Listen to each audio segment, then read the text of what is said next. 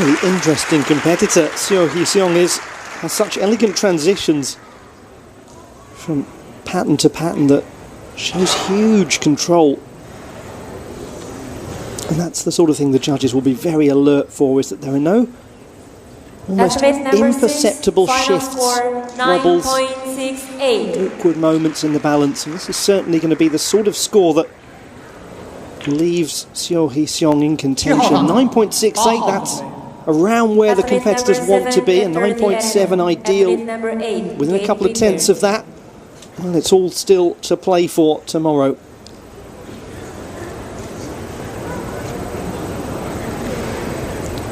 Daniel Parentak,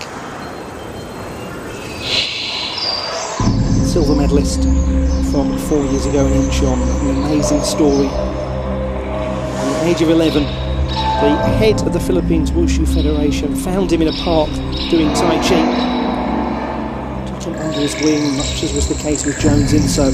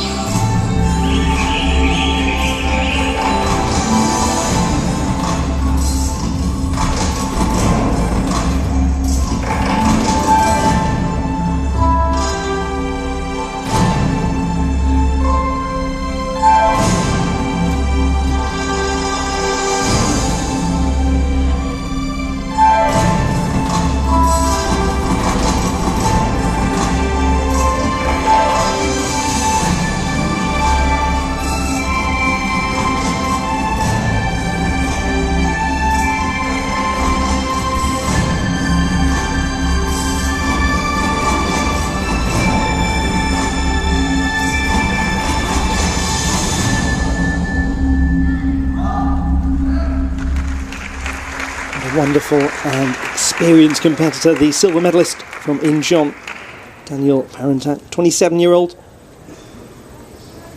He really does have long balances gets such height in his leaps. He does, when the routine builds, seem to float effortlessly around the performance area. Number 7, final score 9.67. Just some small trembles here and there in the balances. 9.67, perhaps slightly reflecting that. Enter the arena. Athlete So number 5th 9, get for prepared. Daniel Parentak so far. But all of that can change with the second half of the competition. Tomorrow that's the Taijiquan with the sword. Yusuf Ali Al-Qudhari from Yemen. There's a thriving wushu culture in Yemen, more Sanda than Taolu. Haji Al-Ashwar won a bronze for in 2006.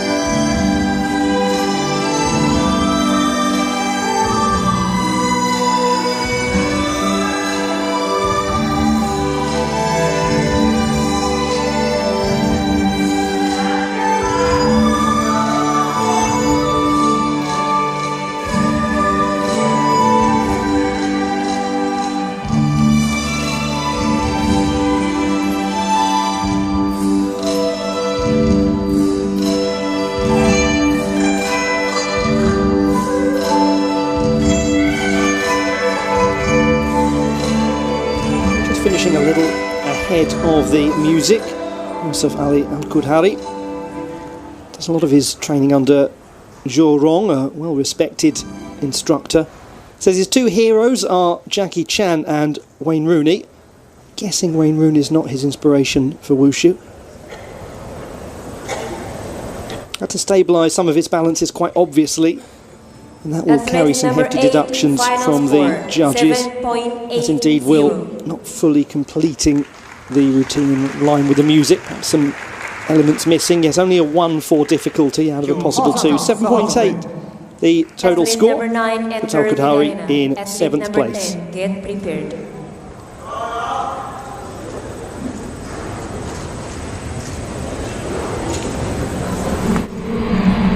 Jo Sai Lee, the teenager from Thailand, came fourth at his first World Championships. That was 3 years ago. He's a little older, a little wiser now.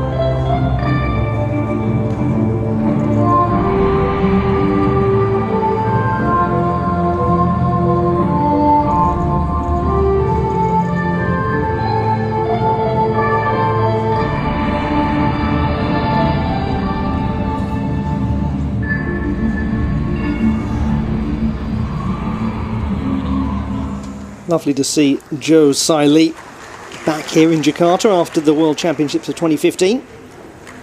He's fourth in the duet event, now back as an individual competitor. Arguably better in the faster sequences than the slower ones, just some occasional clear unsteadiness in some of his balances. Athlete number 9, final score 9.00. And those adjustments for balance will cost 9 the score for Jo Sai Lee, places him 7th. Get prepared. So leading the way, it is Hui Tak Yan of Hong Kong, and Ko Kon Yen Chan of Myanmar, Seo Hee Seong 3rd place. And you're looking at a 9.68, or thereabouts, to be around that top 3. Chong Pui Seng of Macau, 23.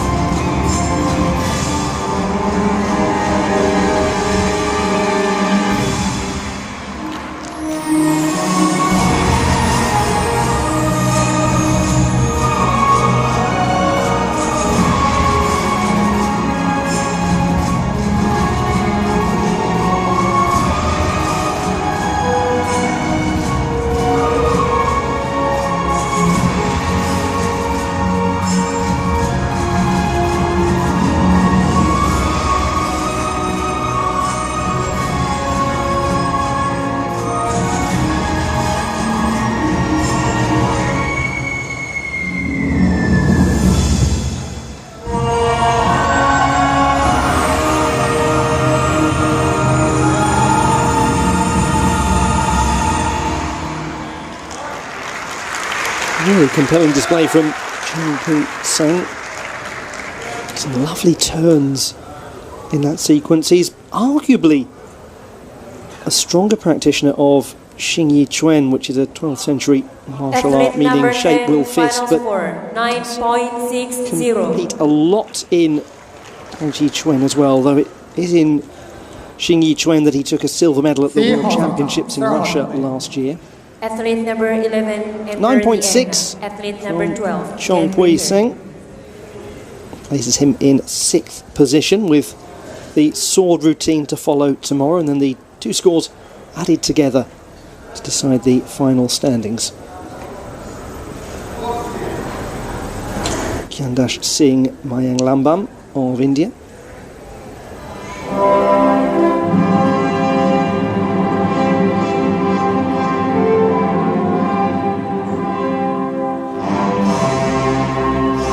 Nice to see the classic world back in the Asian Games after competing in Gunshu years ago.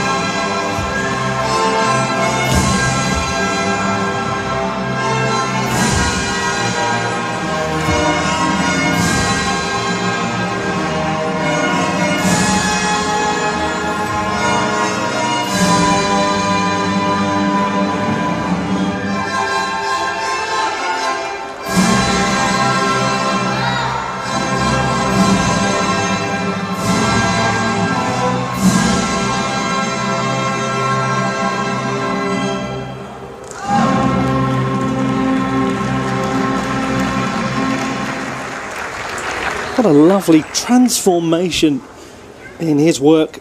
Just 18 at the last time he competed at the Asian Games now 26. 2 years after the biggest moment of his career, taking the gold in this competition at the South Asian Games, and he took up the sport after watching a documentary about a Shaolin temple as a child. It absolutely captivated him. 12号上场，13号准备。 Athlete number 12 9.59 Athlete number for 13 Gyandash Sin Mayalambang. 7th position for the Indian martial artist.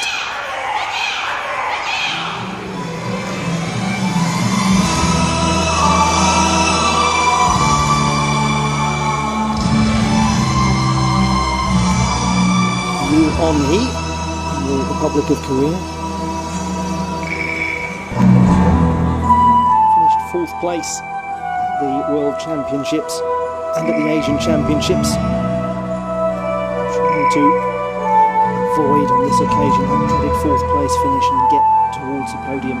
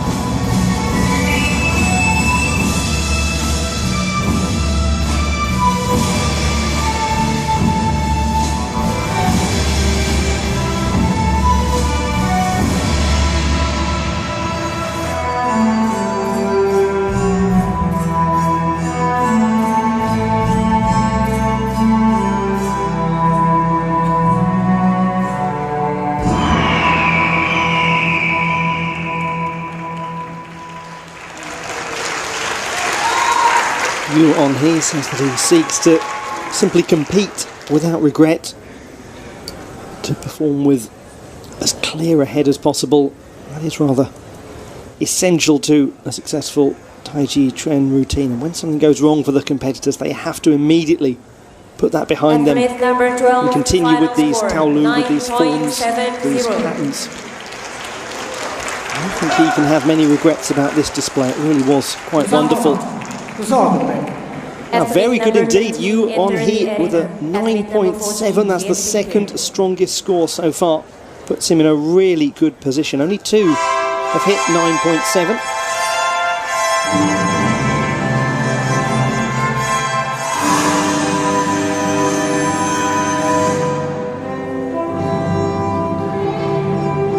Tomohiro Araya, representing Japan. Does perform well in the Taijiquan. So, silver medalist at the World Championships in this discipline here in Jakarta 3 years ago, but is arguably better with the sword in the Taijiquan.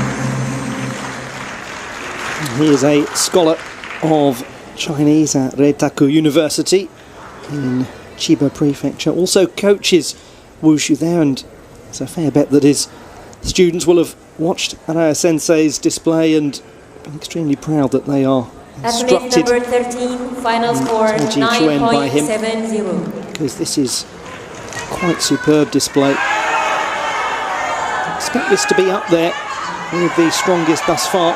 14号上场15号准备。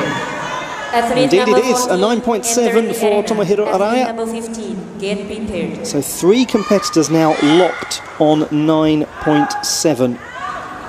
Hui Takian, Tomohiro Araya and Yu On-hee.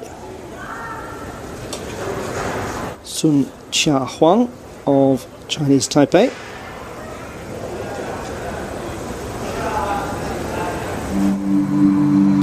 Year-old extreme devotee of the martial arts. He actually studies them academically as well at the University of Taipei.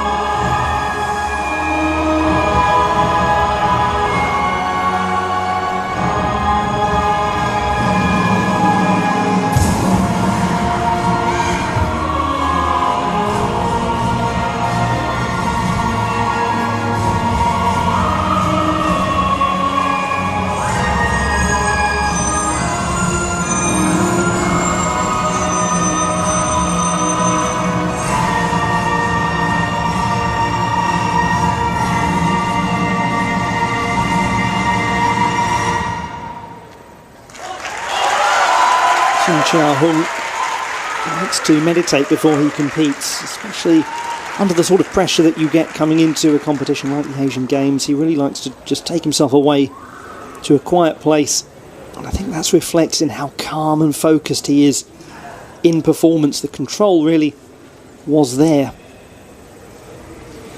Athlete number 14, final score 9.70. A very cramped field at the moment. You get quite a few competitors locked up at the top. Not much to separate him from the rest of the pack. Well, not at all in the eyes of the judges. It's another 9.7. Sun Chia-hung. Athlete number 16, get prepared. Really, really impressive. 4 competitors now on the 9.7 mark. 3 to go before the conclusion of this phase of the competition as we look at Kant Min Tet from Myanmar.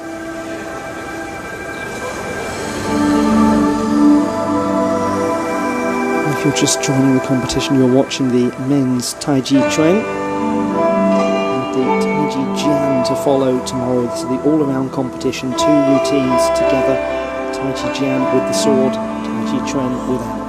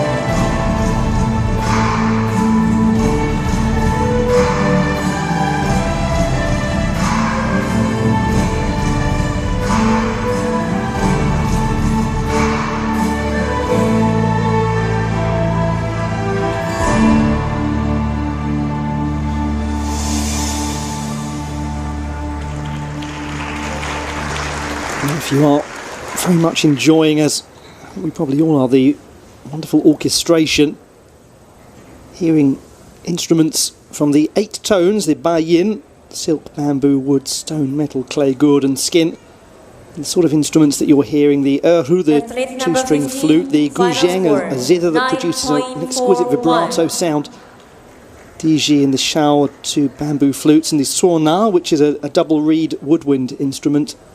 Wonderful choice of orchestration from all of the competitors. 9.41 for Kant Min Tet of Myanmar. The problem is, for all of these competitors now, it's getting very compact at the top of the leaderboard.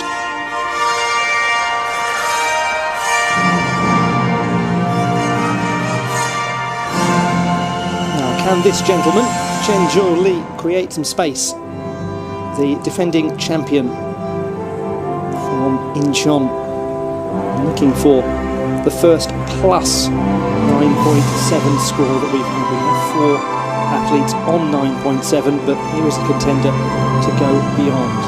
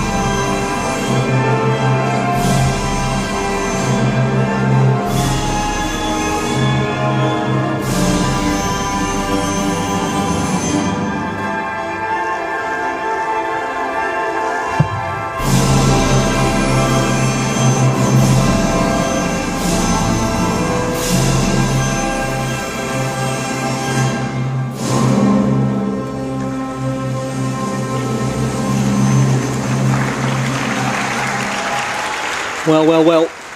Could it be 2 in a row for the defending champion? They say that Taijiquan was created in Fujian province by Zhang Samfeng in the 12th century. It may well be the Chinese competitor who leads by example at the close of play in the first day of competition. 16, final score 9.75. Really embodies the controlled sense of explosive power that there is in Taijiquan, and there is the score, 9.75 for Chen Zhou-Li, clear and away top of the leaderboard. And hard to argue against that.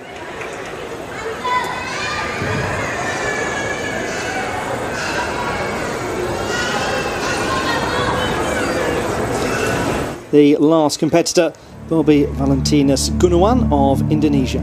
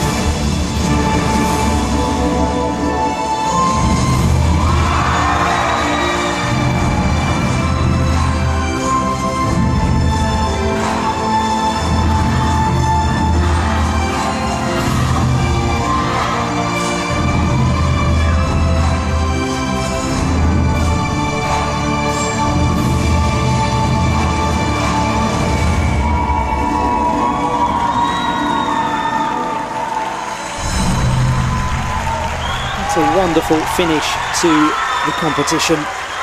Maybe Gunawan of Indonesia turned 22 a few days ago, the day after Independence Day, here in Jakarta.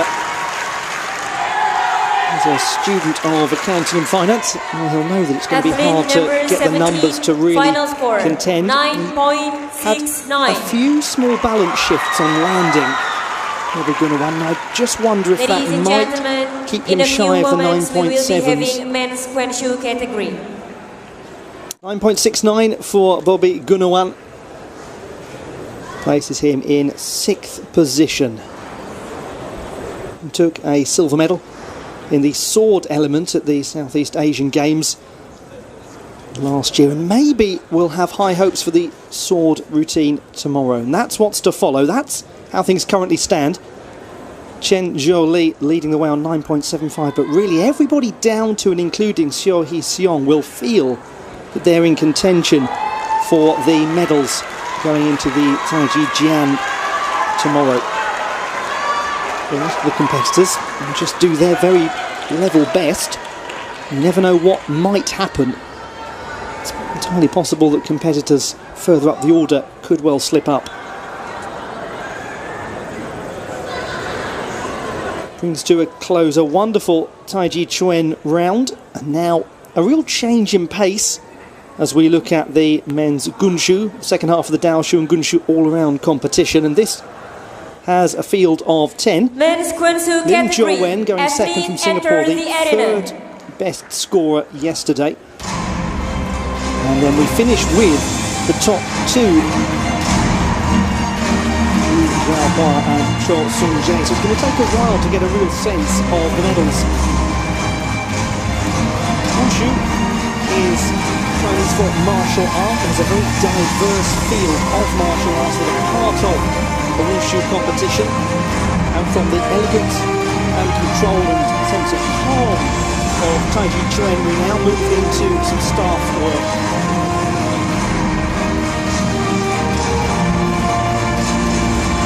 The Daoshu and Gunshu is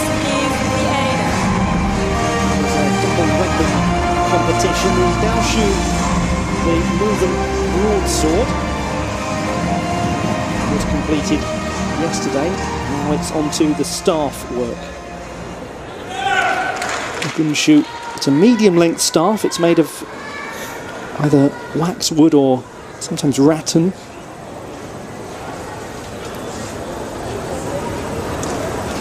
So we'll be referring to all of the competitors' Daoshu scores before they start the competition, and the scores will be added together Athlete number 1 to have a combined score. Athlete number 2, get prepared. We start with Wu Nok In from Macau, who had a 9.41 in the Daoshu. That was the lowest score, the 10th of 10 competitors. So for the 24-year-old who made his World Championship debut 10 years ago, chance now to get back underway.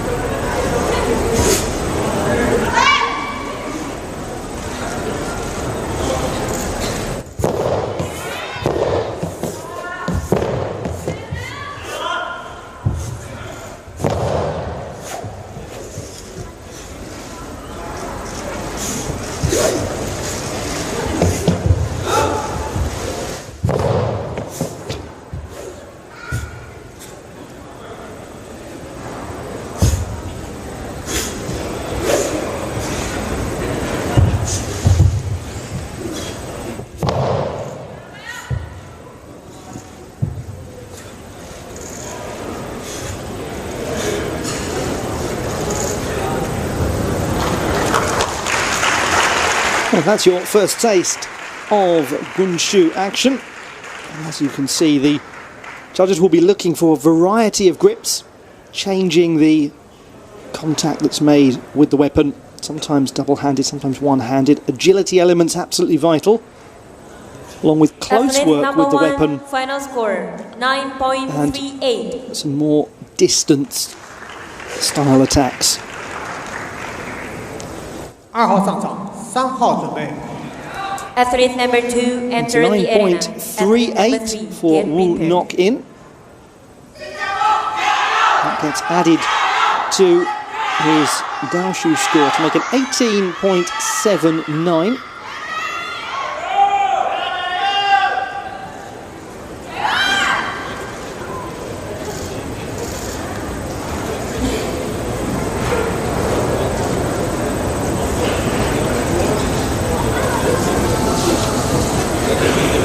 Lim Jo-wen of Singapore is next to go, the third best performer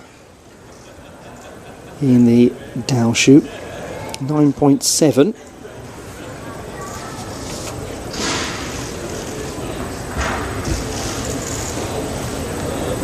And there were two competitors locked on that 9.7 mark, so it would be reasonably compact. Not much margin for error to be made.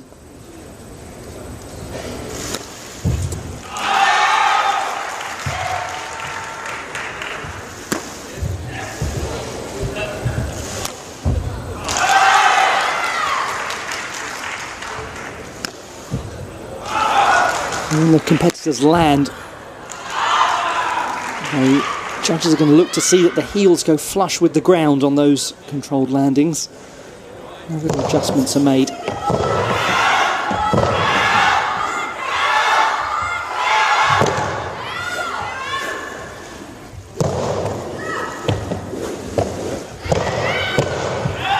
Really good control.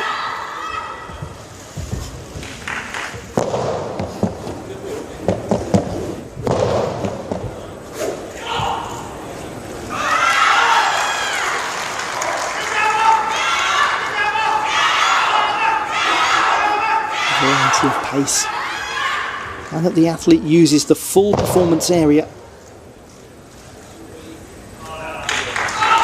to show that they can travel effectively with the weapon.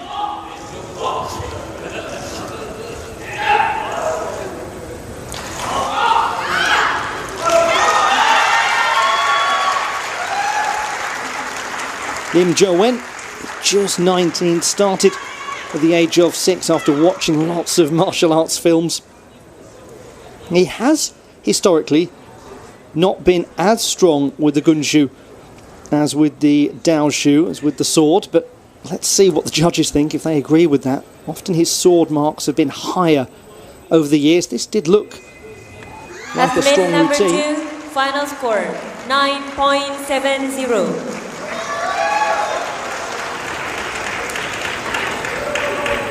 Oh, he'll be really pleased with that. 3号上场，4 Lim Jo-wen 号 a 准备。 9.7, exactly the same as his score on the Daoshu, so 19.4. Ignore that number 4 top left, that's the highest score that we have so far, but it's difficult to assess at the moment because obviously most of the competitors have not completed the two routines, but that is the leading total score. Victor Lau of Hong Kong, the 18-year-old, is next. A 6th place score after the Daoshu, 9.68. But still within touching distance, just a couple of tenths away from the medal positions.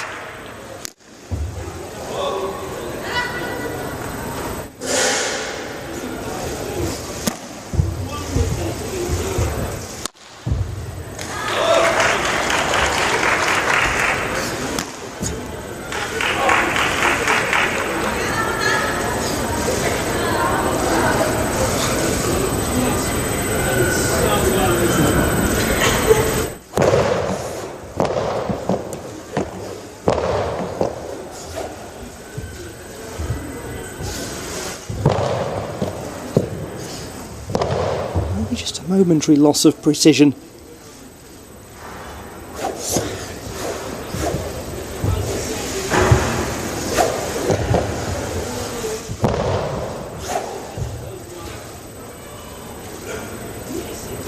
To have these moments of stillness in the display.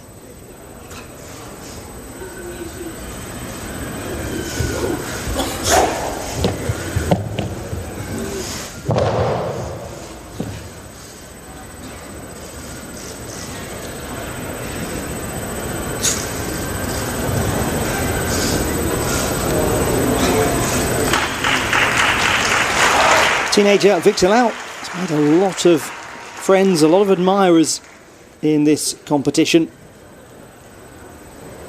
Made his World Championship debut in Kazan last year. Didn't manage to take any medals there, nor at the Asian Championships a couple of years ago, but really starting to develop his skills. Whether it was quite as precise as some of the scores that we expect to lead the way, not so sure. 9.68, very comparable. He's been absolutely consistent across the two disciplines, a 19.36. So that's currently the second place score, but only 3 competitors have gone. It's Lim Jo Wen that leads the way. Sujinda Yangrungrawin of Thailand.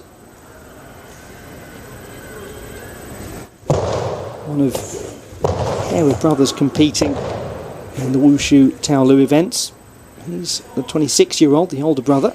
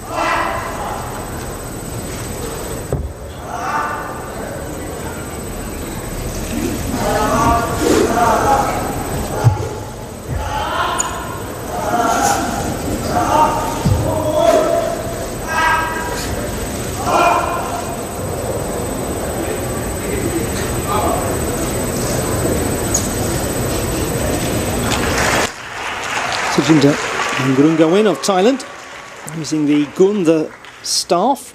It's a medium length staff. The Nangun is generally the most common that is used in competition. Final score, it's a southern Chinese staff. It's part of what's known as the group of grandfather of all weapons, as a 9.56 for Yangrungrawin. Something gives him a total of 18.99. That group of weapons, the Chang, the spear, the Dao, the sabre, the Jian, the sword, and the Gun, the staff, they all feature in these Wushu Taolu events. Chirag Sharma of India had a 9.65 in the Daoshu, which was the broadsword, the northern style Chinese broadsword. The Dao itself, the sword, the Shu, the suffix representing the way of.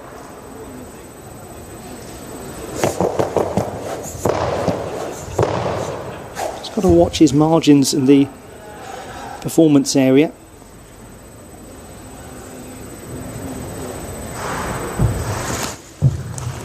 A little hop forward on the landing will carry a deduction. That was more controlled.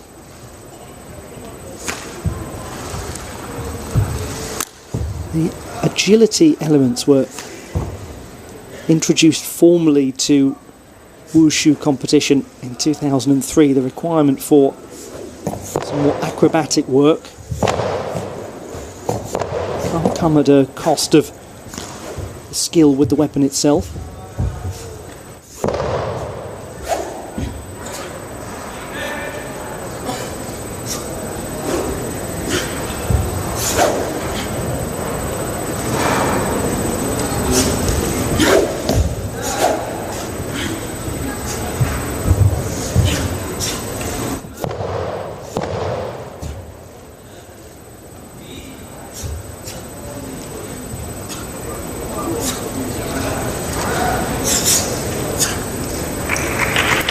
Nice work from Sharma. He's growing in experience all the time. Competed at 3 World Championships now, and was the best at this at the South Asian Games in Guwahati a couple of years ago. Took the gold medal. Athlete number 5. There will be Final some score, obvious deductions 9.39. from the judges for moments like that. They are quite hefty, those deductions.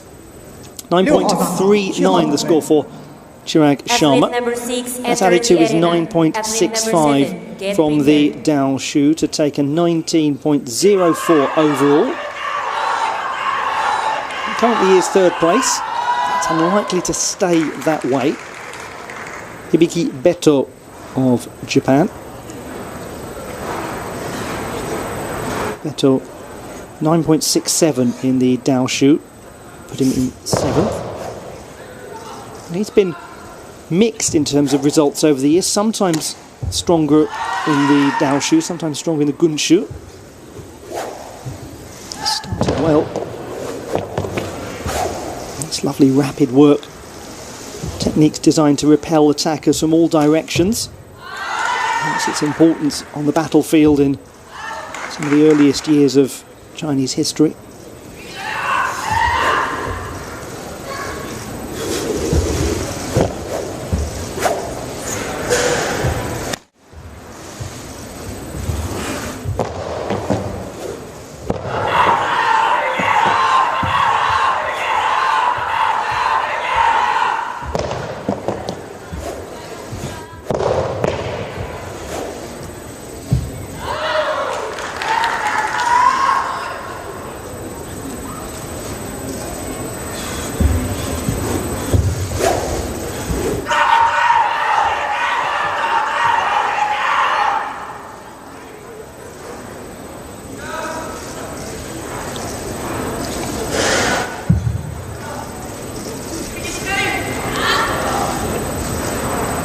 It'll be very interesting indeed to see whether Hibiki Beto's Daoshu and Gunshu marks can be separated in this competition, as they have been sometimes in previous events such as the World and Asian Championships. What's lovely to see with him is that he's looking really strong in his balance now after having cruciate ligament surgery in his right knee some years ago. 5 years ago now. It takes an enormous amount of time to recover from that sort of surgery, especially with the kind of landings and balances that are necessary in this.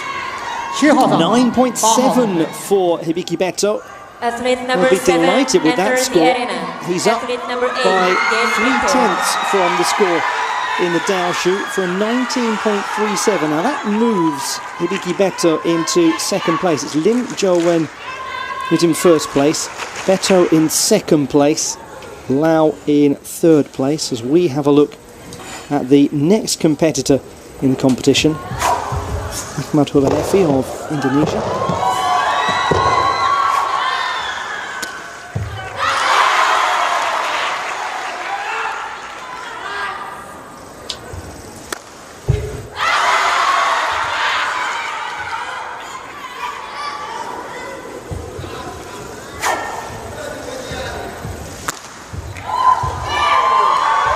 Powerful display. Oh, really lovely control as well. And once more, with a 9.7 in the Daoshu. He knows, Hulaifi, that a good display here, and he's suddenly in medal contention. Just lost tip of the apparatus, something went flying.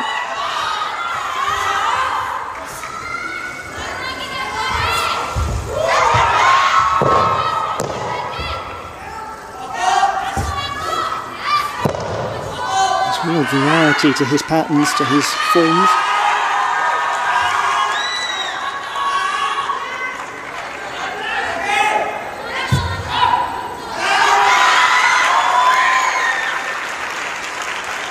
Very interesting indeed, Ahmad Hulaifi, the 28-year-old, who had a 9.7 in the Daoshu, the broadsword work.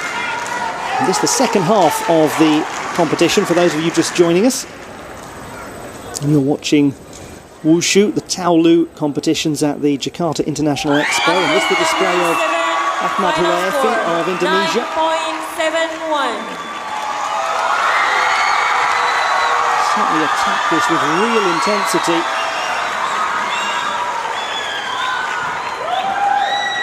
Huge congratulations all round. 9号准备。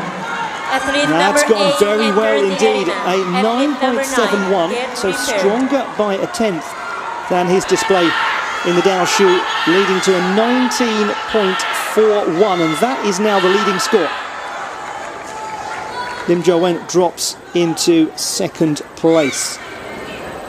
Wang Chenming of Chinese Taipei was fifth in the Daoshu with a 9.69. The 23-year-old has historically been stronger in the Gunshu. He's going to need to be in order to contend, because it's getting very compact at the top, and the top two performers from yesterday are still to come. They're the last two, and they come right after this display from Wang Chenming.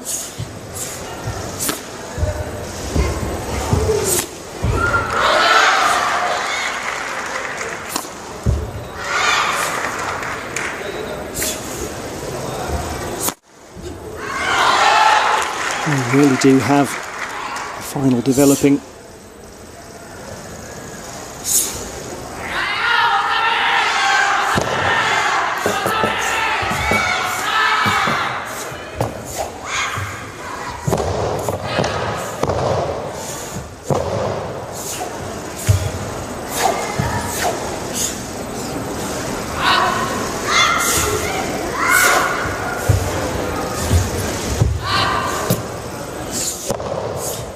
Judges not just assessing the overall composition of the routine, there are judges looking at each individual movement too.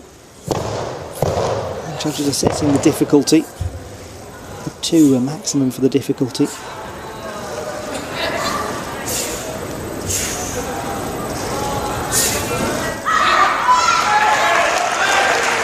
It's going to be a very, very fascinating last few routines. See what the judges have made of this from Wang Chenming.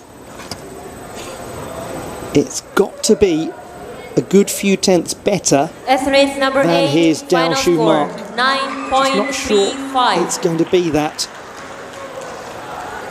And there, I think the balance was a little off on that sequence. 9.35, yes. Judges spot everything. 19.04 for Wang Chenming, so that puts him out of medal contention. Now, 2 competitors remain.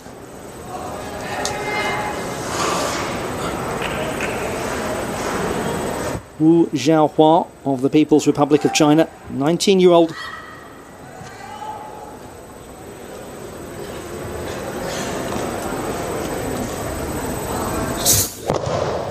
Strongest performer in the Daoshu with a massive 9.76, 4 tenths better than anyone else in the Daoshu, so he's got some room for manoeuvre here. Not that he'll want to use it in the Gunshu routine. That was very difficult work. Just wonder if he took a slight stumble coming out of it. Incredible complexity. Oh, so much flair.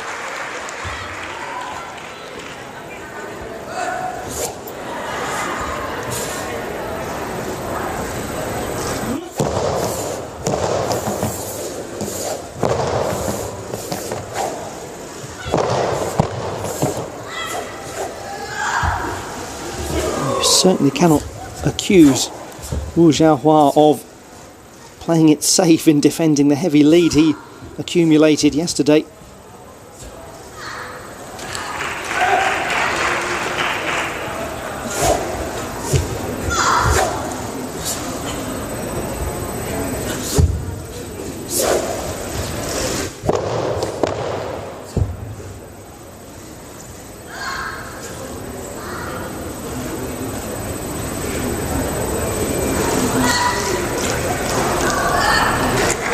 Currently leading the way is Ahmad Hulefi of Indonesia.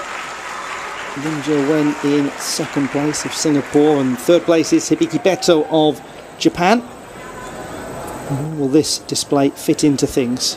That's the moment where it didn't look quite right. Final score 9.76. But the enormous level of complexity to the work 10号上场。 overpower that Athlete number 10, in the enter eyes the of the arena. judges, because it was a huge display. 9.76 from Wu Xiaohua. And that is essentially insurmountable. 19.52. And that sends him into the lead. It drops Hulaefi down into second place and Lim into third. And the final competitor now, Cho Sung-jae of the Republic of Korea, who was the second best performer in the Daoshu with a 9.72.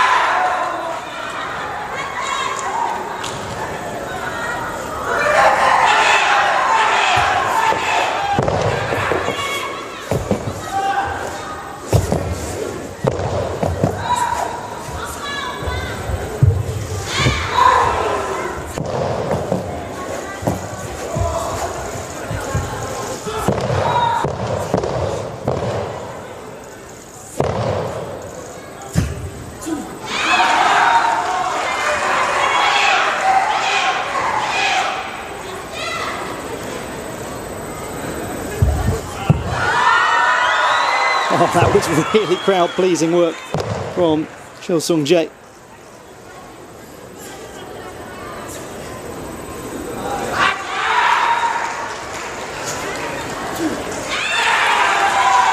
Somebody very, very good is going to miss out on a medal.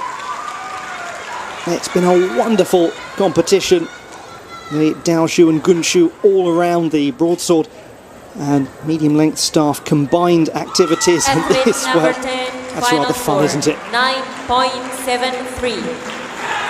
Just a little bit more flair in his Gunshu routine in the Daoshu. In a few moments we will be having the judges thought so too. 9.73 for Cho Sung-jae. And that gives a 19.45 for Cho Sung-jae, the second best performer from yesterday, doing likewise today. And just jumping in there right at the final stages of the competition. And we await confirmation of the results, and here they are. Ahmad Hulaefi of Indonesia, the bronze medalist. Cho Sung-jae of the Republic of Korea taking the silver, but Wu Xiaohua of the People's Republic of China way out in front with a 19.52 to take the Daoshu and Gunshu gold.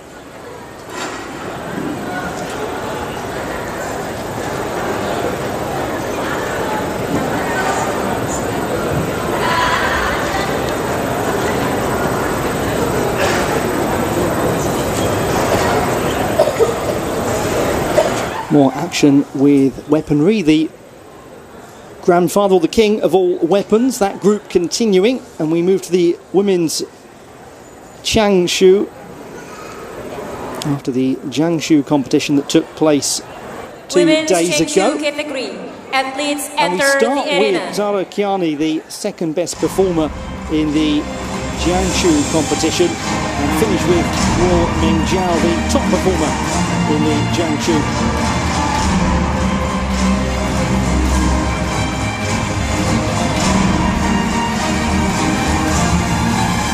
Jianshu is sword work. The Qiangshu, the Qiang refers to the spear that you can see in front of you there. You spotted it, it's quite large. It's a very distinctive design, it's a waxwood design. They're known as flower spears sometimes, and you can tell why they're known as flower spears. And don't get too sentimental though, that rather beautiful tassel on the end, the shaft of the spear, is designed to A, make it very difficult for somebody to disarm the attacker. It's quite distracting, blurs the opponent's vision, but it's also designed to absorb blood, so the holder of the weapon doesn't have any impediment to gripping. Apologies for the rather graphic references to the battle origins of these pieces of weaponry. But now it's to the Taolu, the form, 1号上场，2号准 and 备 the。Qiangshu competition, second half of the Jianshu and Qiangshu all around, and it's Zara Kiani of Iran, who starts things off, just 18. And a 9.7 in the Jianshu. This is a score that really puts her in medal contention. She started life as a gymnast, and you will certainly see that in some of her work.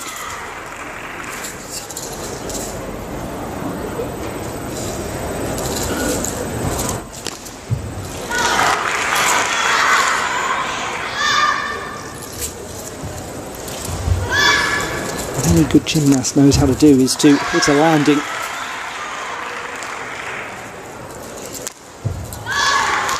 That's most certainly what Kiani has done thus far.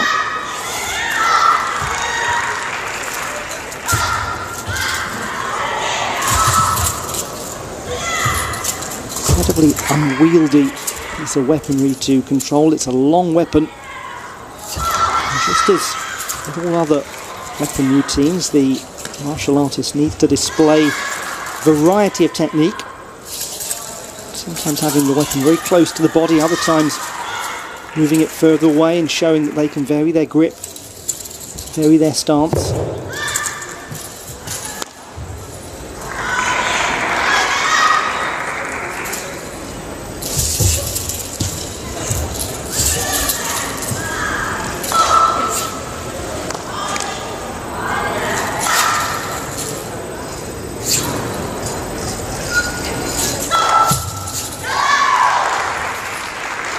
Wonderful way to get things moving. Zara Kiani, teenager, exciting young competitor.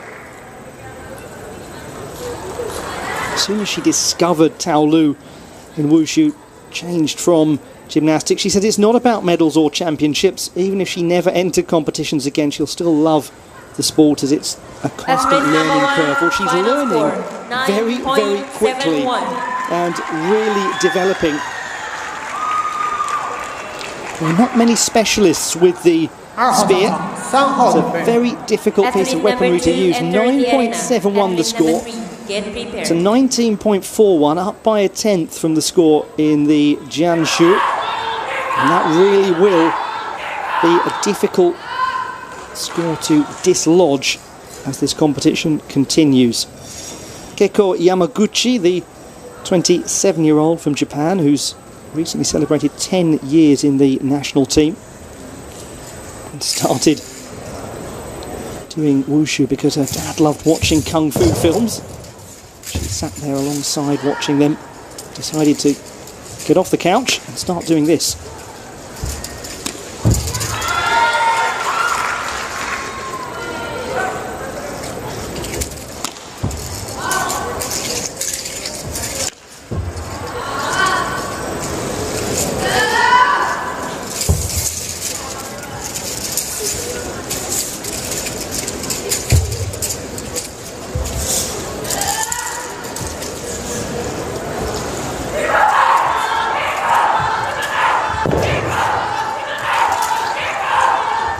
With the spear, it's such a long, flexible weapon, keeping that control when extending the arm, extremely difficult.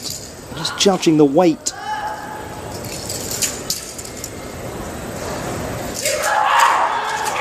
Nice variety.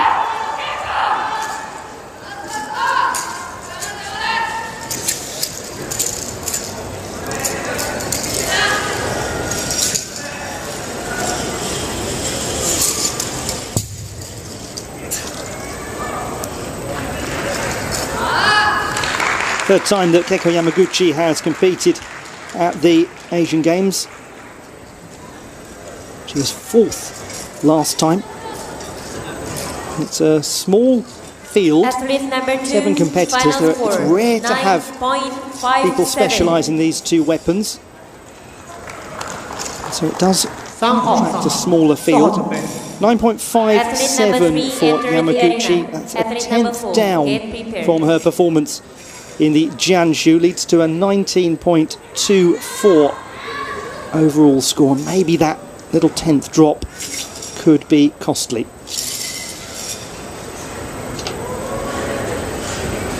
Ayin Poon of Malaysia, 6th best performer in the Jianshu, the sword routine, with a 9.58, so needs pretty considerable step up here.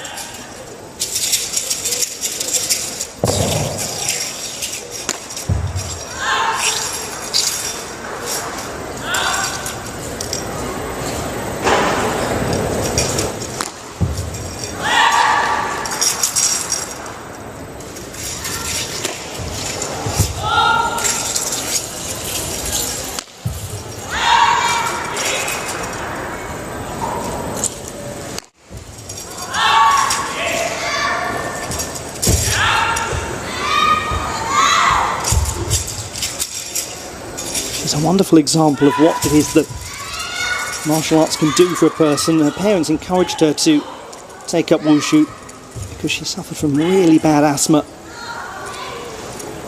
And breath control is such an enormous part of martial arts, and it's had the most enormous impact upon her life. All the way from simply taking it up for health reasons to competing international level. Second Asian Games.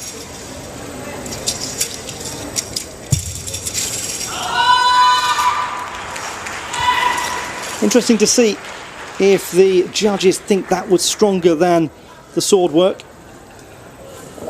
Took place 2 days ago. She was 5th at the Asian Games in Incheon. Maybe a little low in that landing, perhaps. Athlete number 3. That was much more controlled. 9.68.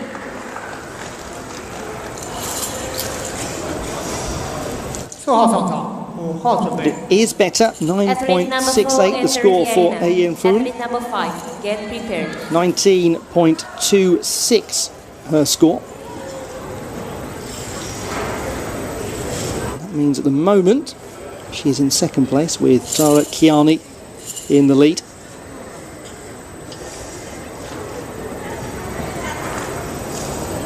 Lydia Sham representing Hong Kong, just turned 18,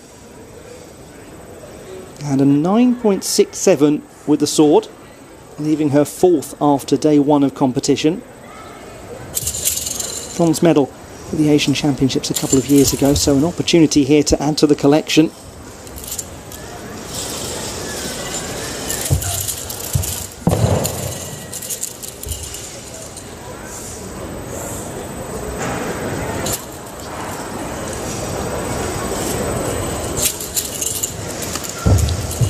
That's a very big landing adjustment. If you've been watching the wushu action so far in the Taolu competitions, you'll know that those kind of adjustments, usually just one of them, rules a competitor out of contention, unless the rest of the display is so absolutely stellar.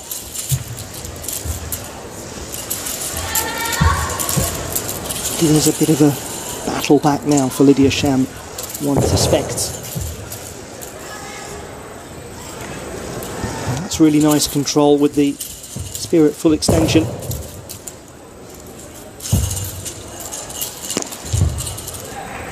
And then just the smallest of adjustments on the landing.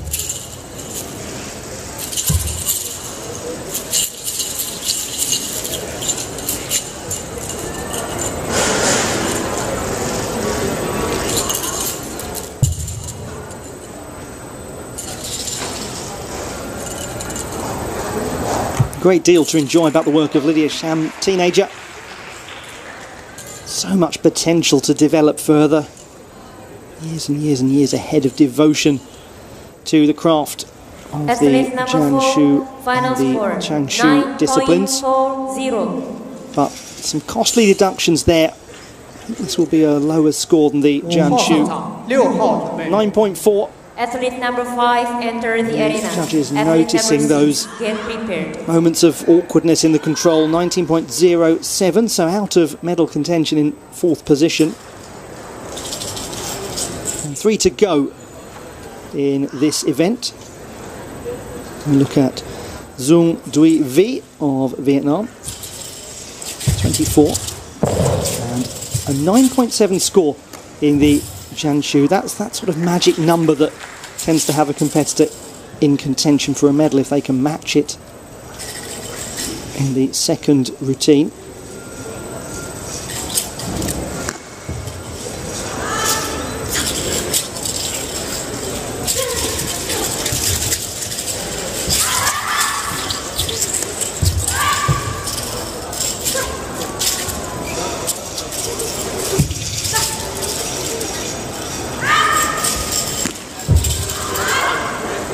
Excellent control from the reigning champion in Asian Games in this discipline.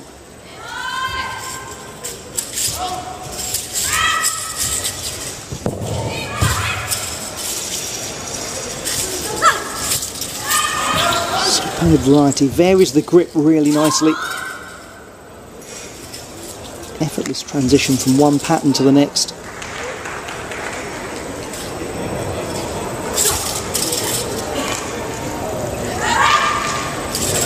Difficult sequence.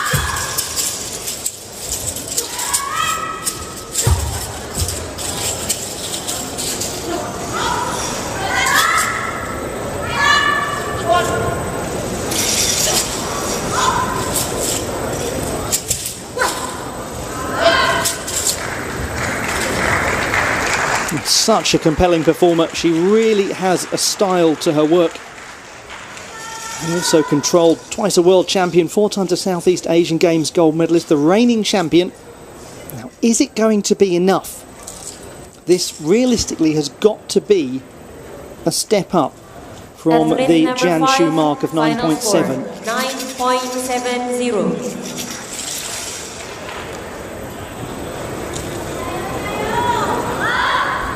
9.7, the score, exactly the same as her mark in the Qiangshu. 19.4, it's second place behind Zara Kiani, so the Iranian still leading the way with 2 to go.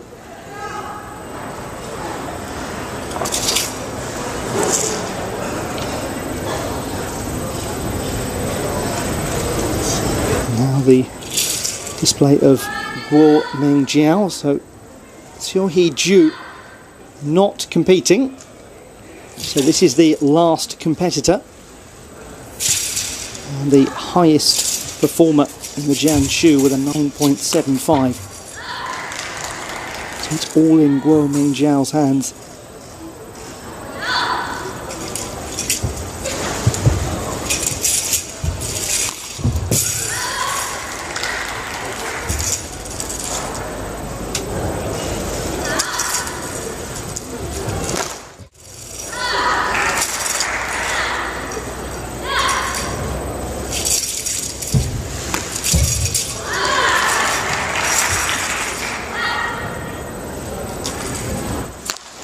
Enormous complexity to this work,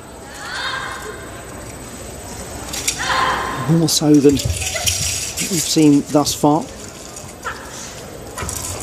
Real variety, and yet the precision is there even during this rapid movement. She travels with such pace and yet controls the free cartwheel.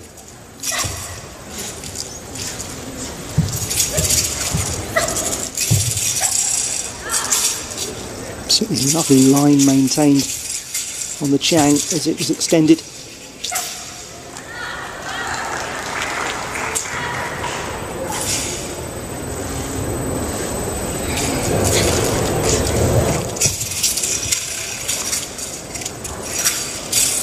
Oh, just a little flare and that lovely slide of the spear, showing the lightness of grip and yet still full control. A wonderful way to bring the routine to a close, Guo Mengjiao. And that may well be the gold medal winning display. Those rotations, the apex of the elevation, really impressive, and yet controlled in the landing. 9.74.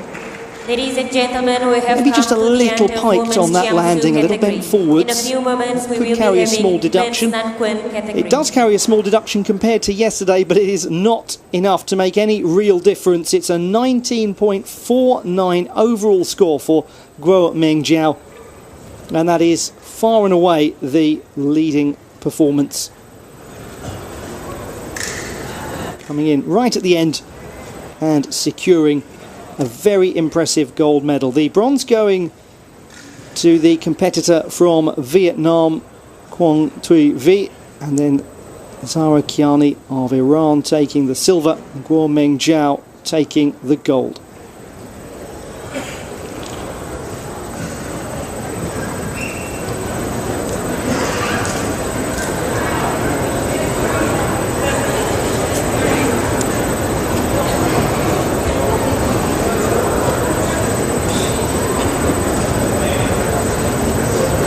Just one event remains. This is an event with a very big field.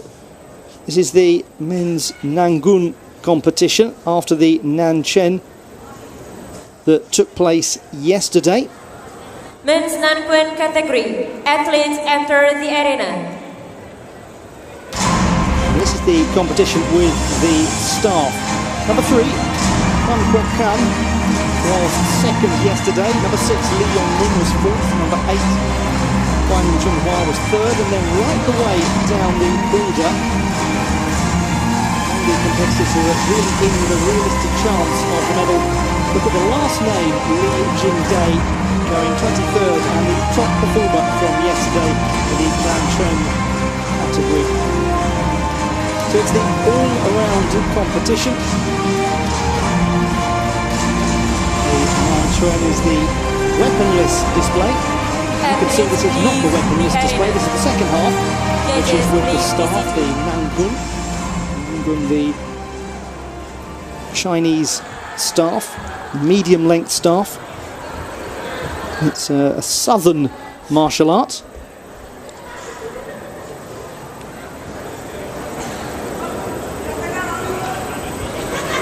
The northern staff tends to focus a lot on cutting and swinging style techniques. The southern staff, there's a lot of focus really on hitting on strong contact in the Nangun. Athletes number 1 enter the arena. Athletes number 2 get prepared.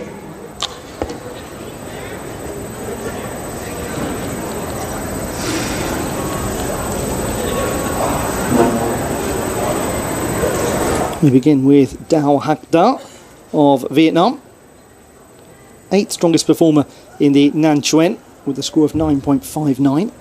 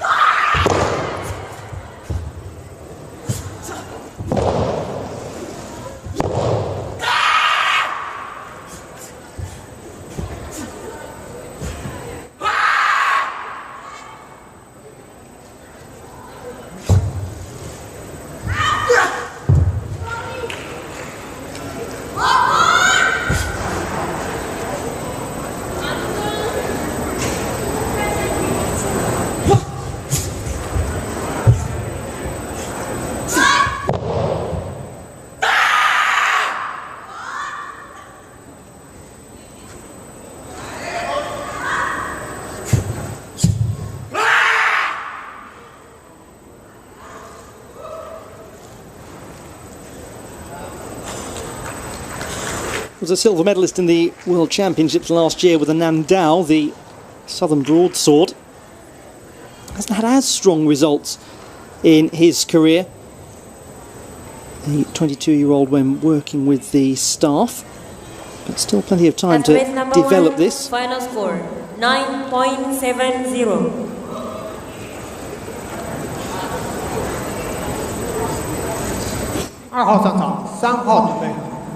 Athlete number 2 enters the arena. Set to come in. Number 3, get prepared. Dao Hac Da gets a 9.7 with the staff, much better than without the weaponry.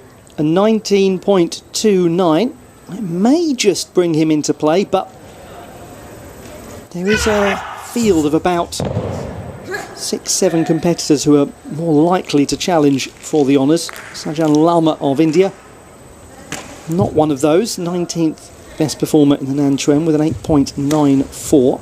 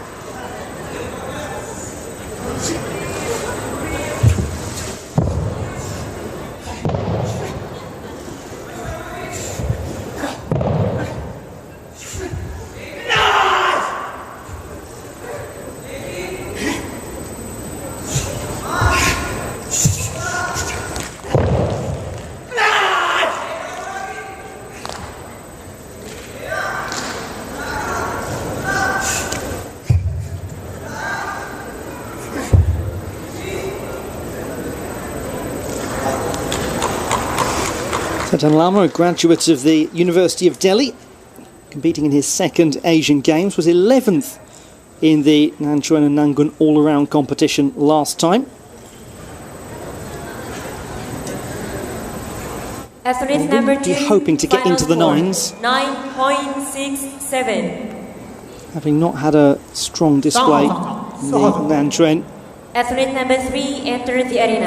Athlete number 4, get prepared. Much better display, 9.67 from Sajan Lama. No surprise that he's really pleased about that. It's an 18.61. But that result from yesterday almost certainly rule him out of contention for a medal. So we look at Phuoc Kem Pham of Vietnam. Now here is a potential medalist if all goes according to plan, and 9.71 in the Nanquan. And those of you new to Wushu, to Taolu, the forms element, really when we start hitting a 9.7, those are the sort of magic numbers in a competition. That's a lovely controlled landing.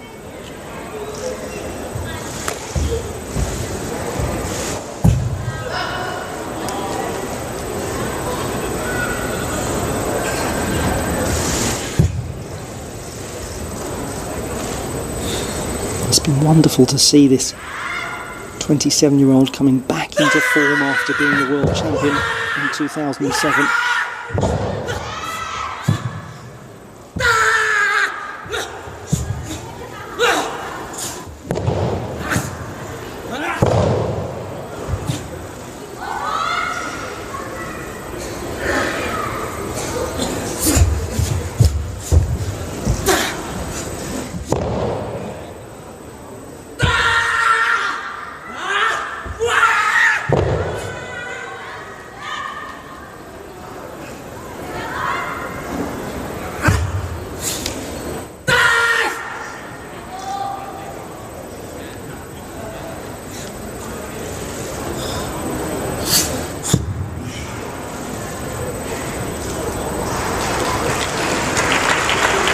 Well, world champion at 16.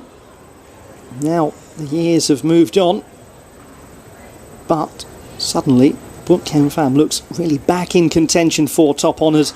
That's a really nicely controlled landing. Have to get those rotations in. Athlete number 3, final score 9.71.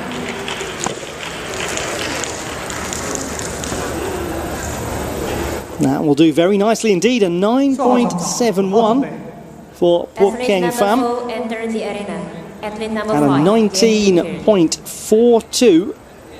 That is the leading score at the moment.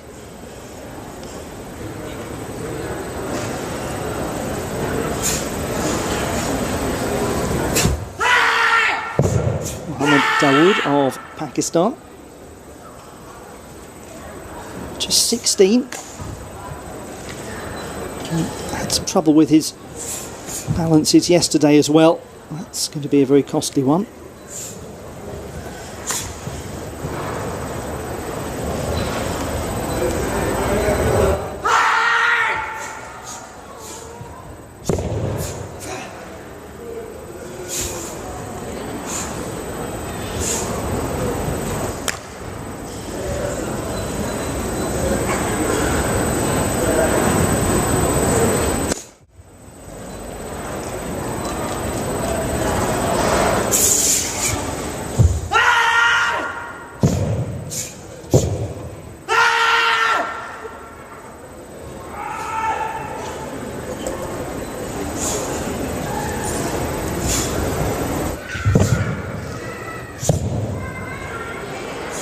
I had to use the apparatus to steady his landing.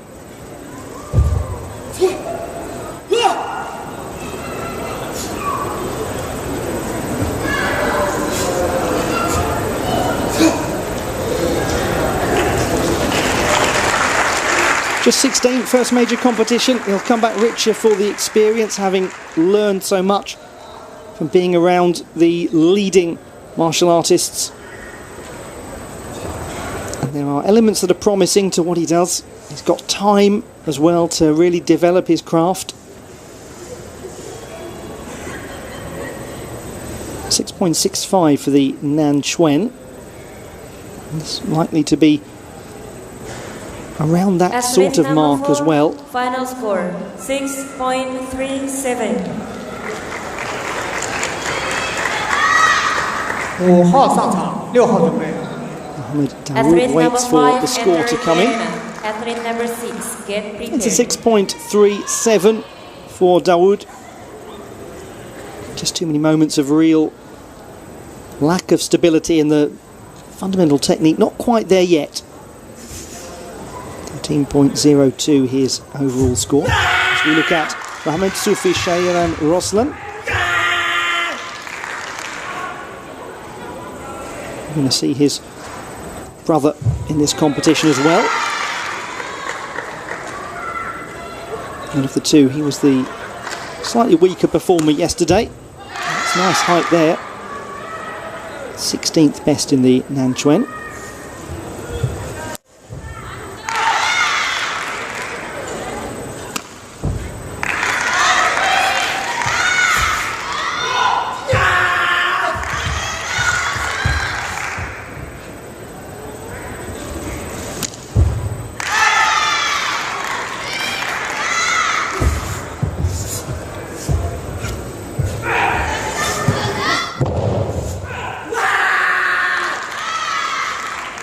If you're new to watching Wushu, and particularly the Taolu forms, those loud screams that you're hearing, they're known as the Fa Sheng, a release shout.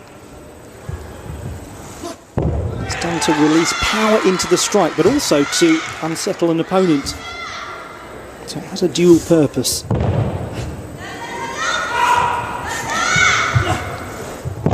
Different competitors, depending on how they've been schooled, where they've trained, what they've learned over the years, will have different methods for the Fa Sheng. And at the work of Brunei's Mohamed Soufi Shairan Roslan, older of two brothers at 20, who will be competing in this competition. Athlete number 5, final score 9.58. Over the years, he has performed better without the weapon, so that's a really positive score. 9.58 for Roslan. And it gives him an 18.72, which is good enough for third place at the moment, but look for changes to that order as the competition continues. Some very, very strong competitors still to come. Here's one of them, Lee Yong-mun of the Republic of Korea, 23-year-old, and was the 4th best performer in the Nanquan. 9.69 score. It's got to jump up a little bit here with the staff. The Nangun competition. That's a well-controlled exit from the turn. And lovely, tucking the knees in nicely.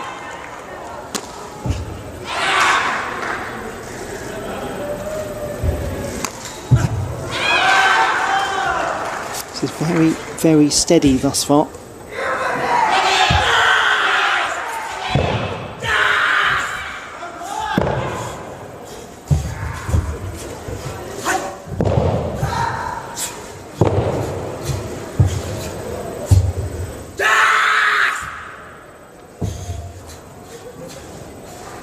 Switch between attack and defence techniques.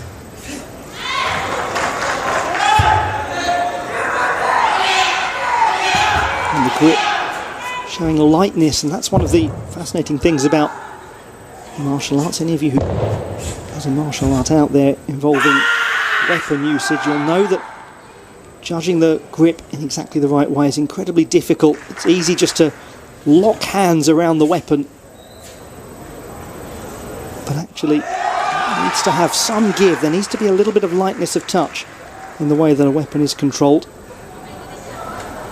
And that's for one thing because it helps you control the vibrations of the weapon as it comes back in a strike off the ground. If you can just absorb some of that in the palm of the hands.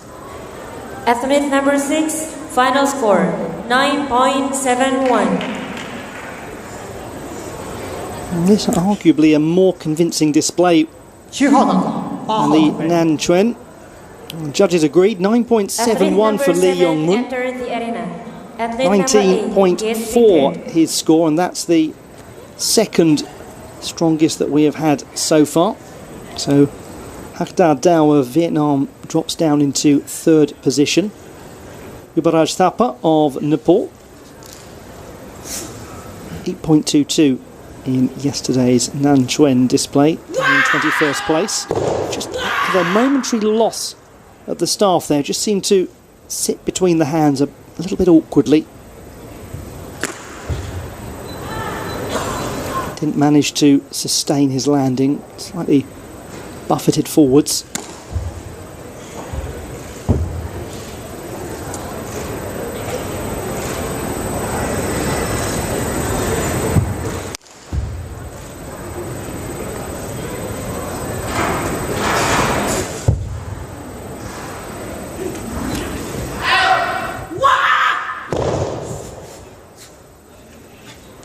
Better technique in these moments.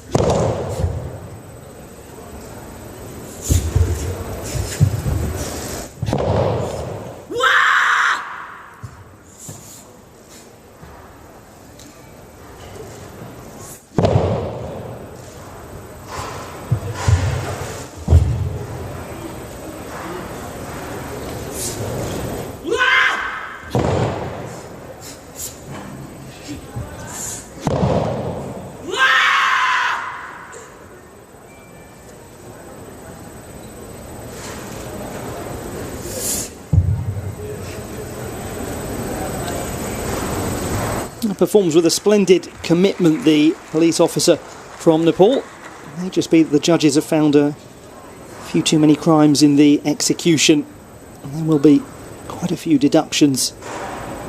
But there were moments that showed that at just 20 he's developing his technique, just a little loose in the kick. Will it be an improvement on the 8.22 from the Nanquan?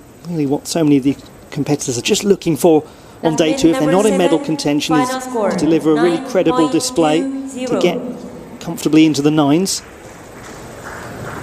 8号上场， I think you'll be pleased with that, Yubaraj Thapa. 9.2. Number 8 enter the arena. It's a big step up. Really good finish to the competition. 17.42. He's done really well on the second and final day of this Nanquan and Nangun all-around competition. Wang Junhua of Macau, 9.7 with a Nanquan, third best. He's a two-time world champion, silver medalist from 4 years ago. He's really back for the big prize.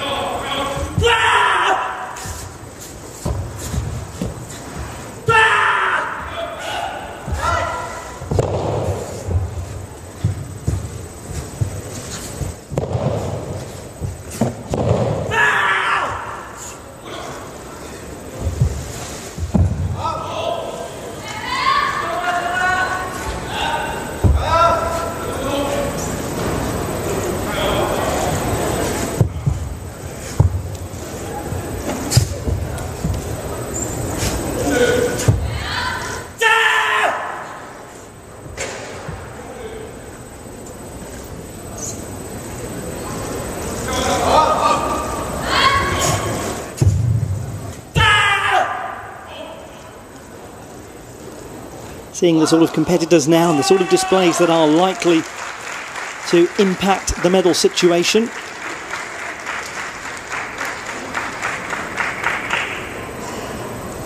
There are two competitors locked on 9.71 at the top of the leaderboard. Athlete number 8, final score 9.73. 9.73 for Huang Junhua. 10号上场 A big step up from his Nanquan by a full 3/10, so a 19.43 his score, and that is the score that goes into first place, into the gold medal position.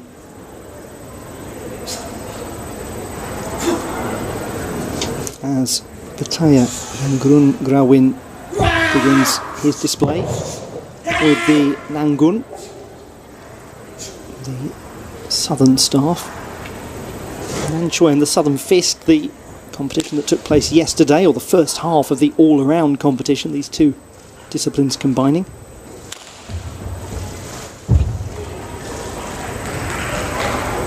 So at the moment it is a score of 19.42 that is necessary to break into medal contention.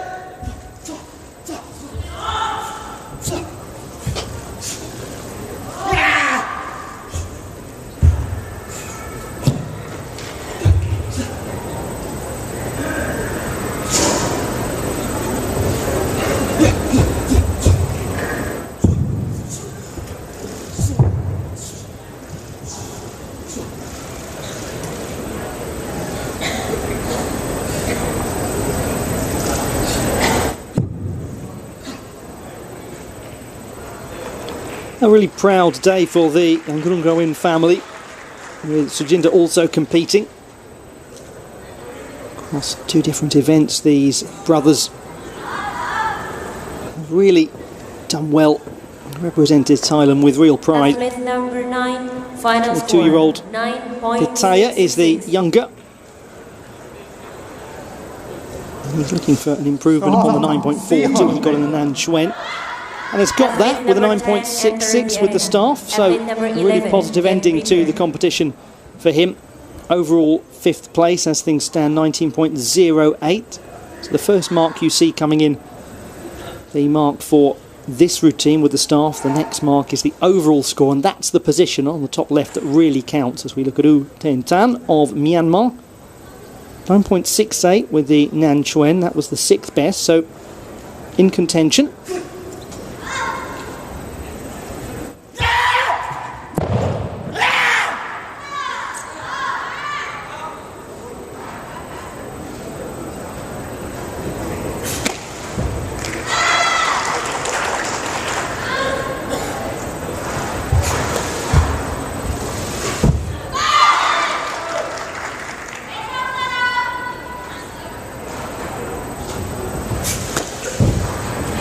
Oh, that's a real shame.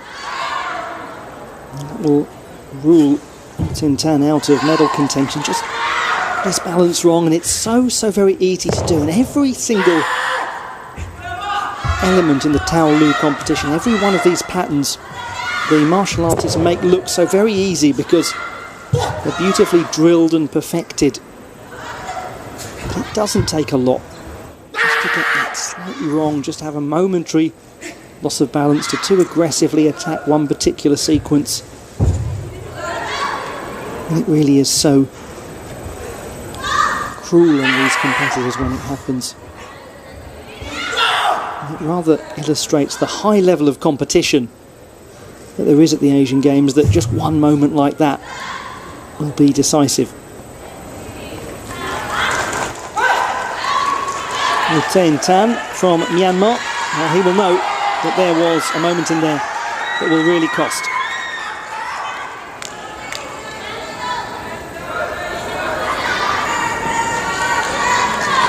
A nice back somersault. Athlete number 10, final There score, it was. 9.00. That will really knock that mark down very 11 heavily. 号葬场，12号。 9 for Wu Athlete number Tiantan. 11, enter the arena. Athlete number 12, 18.68 get puts him prepared. in 7th position. Competitor number 11.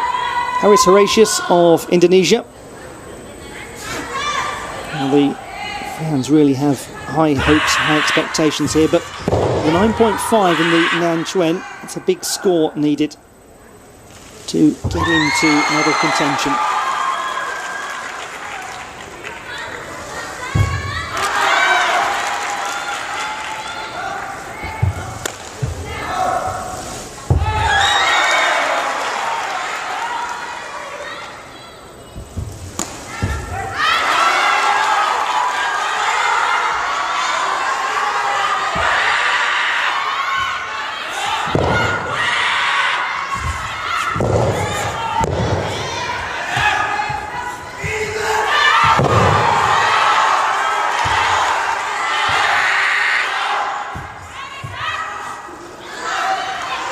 Every fasheng, every release shout echoed by the crowd here in the Jakarta International Expo.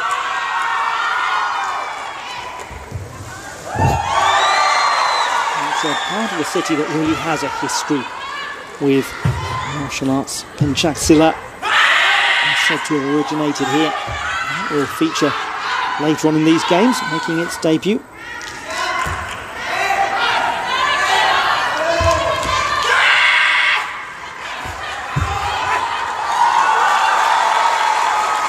They love their martial arts here, and they love Haris Horatius here, the 22-year-old who took a bronze medal in this particular weapon class at the World Championships 3 years ago in Jakarta.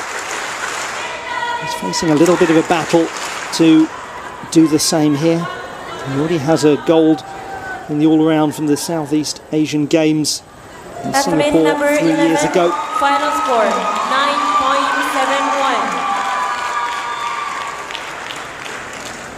12号葬场，13号准备。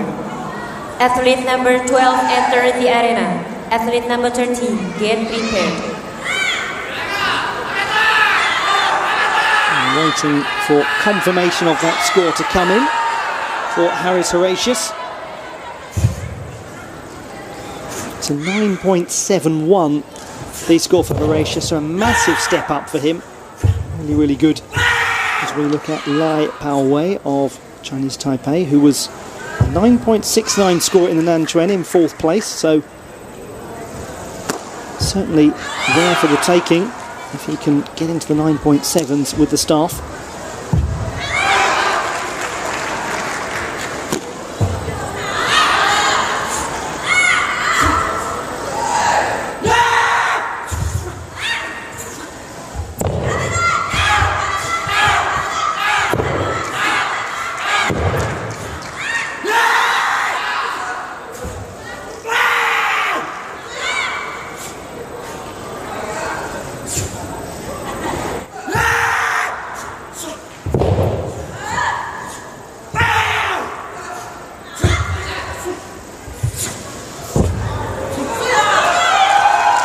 Some really, really good results with the staff over the years, including the best one of all, the World Championship. Took that last year. Oh, goodness me, how he really is attacking this routine.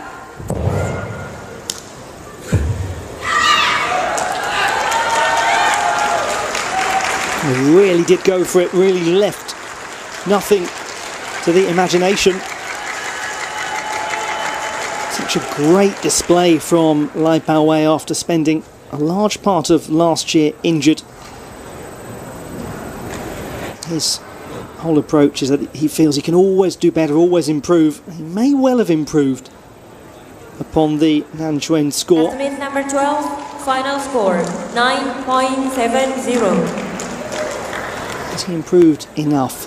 9.7, just a single tenth better than the weaponless form, so 19.39 leaves him agonisingly out of the medals in 4th place.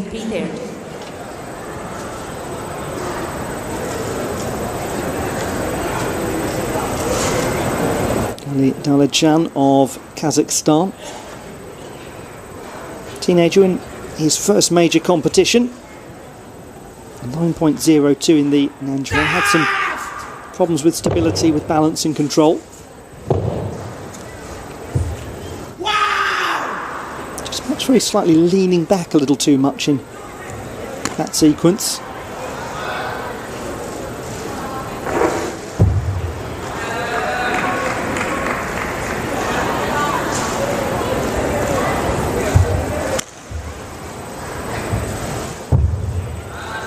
Nicely controlled backflip.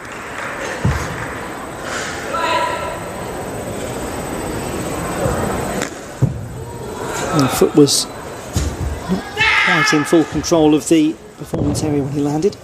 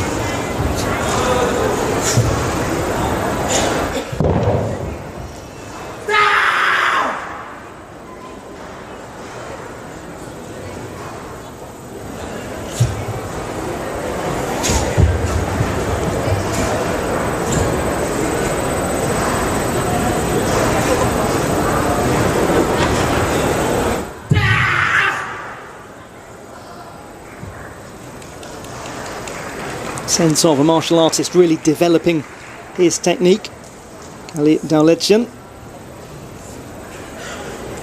And what he doesn't yet have is the real precision in the explosive acrobatic elements. 9.10.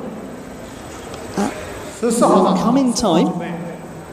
9.1 for the martial artist from Kazakhstan. Leads to a total score of 18.12, so Dalechan in 11th position. Still leading the way, Wang Junhua. Then it is Hook Keng Pham. And then Lee Yong Mun.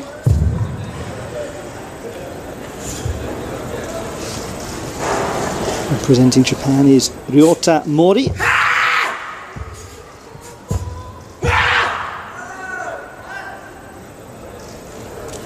He's twice just missed out on a bronze medal at the World Championships, and having been in 6th place overnight, there's every chance it could happen again.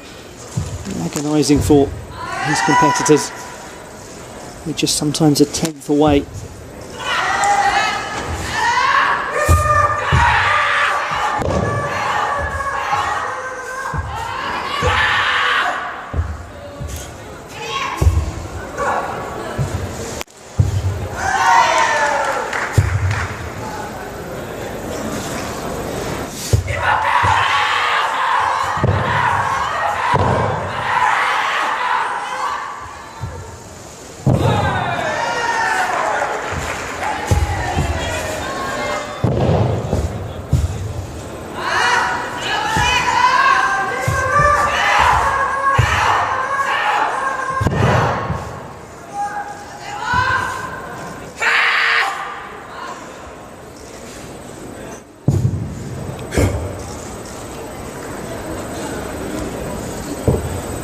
He's a real student of history and culture. He's Ryota Mori, graduate of Asian Studies at Otomon Gakuin University. He's really a gentleman fascinated by the ethos and the culture and the history that accompanies all of these weapon disciplines, known as the group of weapons that are the grandfather or the king of all weapons: the Chang, the spear; the Dao, the sabre; the Qiang, the sword; and the Gun, the staff. Athlete number 15. It's a 9.69 for Ryota Mori. He's made just a little improvement upon his score from yesterday to get a 19.37, but it's not going to be enough to get into the medal. Sits in 5th place. Thornton Cyan of the Philippines, 9.52 in the Nanquan. One of 9 competitors still to complete their routines. And all of the competitors in the knowledge that 19.4 plus is what's needed to get into a medal position.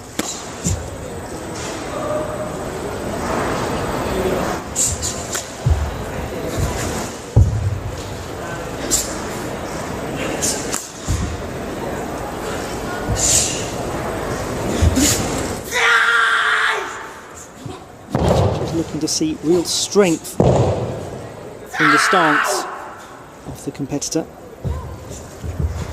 They've got the weight on the right leg, the correct leg, in all of the backwards and forwards movements.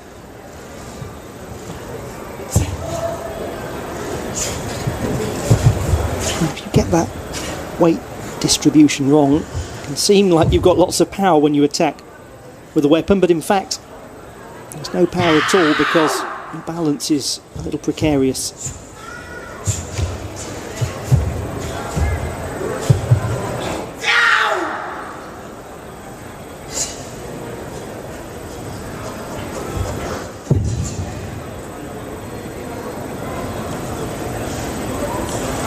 Thornton Cyan completing his routine with the Wushu salute. And that fist brought together with the palm of the hand, showing the combination of power and peace and respect. And that the peace and respect always sits atop of power. Controls the power. The power is there. 9.67 for Thornton Cyan, so a nice step up from the 9.52 he had in the Nanquan for a 19.19 and 8th place at the moment. Leading the way still is Huang Junhua of Macau. Yung Chuk Hei of Hong Kong, 9.56 in the Nanquan. That was good enough for 10th. But it's not about individual scores in the 2 events. It's only the combined that counts. For some of these competitors, things like the World Championships or other events, there are individual disciplines, but at the Asian Games, the combined is how it is assessed.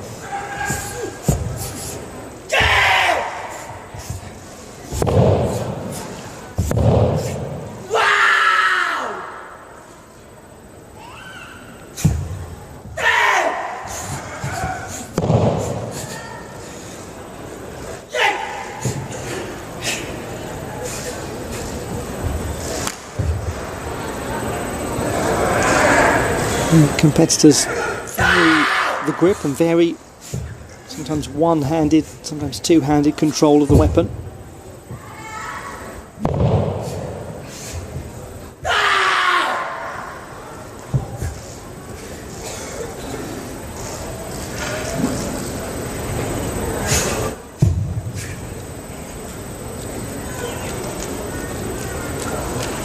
Yung Chuk Hei, 27-year-old from Hong Kong, has a World Championship bronze, but in the Duilian, a different discipline. And a silver medal in the Asian Championships in the Nangun from a couple of years ago, so has got form in performing well with the Nangun, and this may be the stronger of his 2 displays, just looked a little more authoritative. 9.68 for Yung Chuk Hei. 19.24 final score, and 7th place for the competitor from Hong Kong.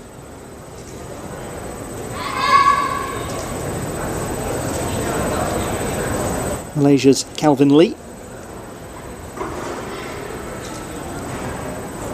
took up Wushu in primary school, 2009.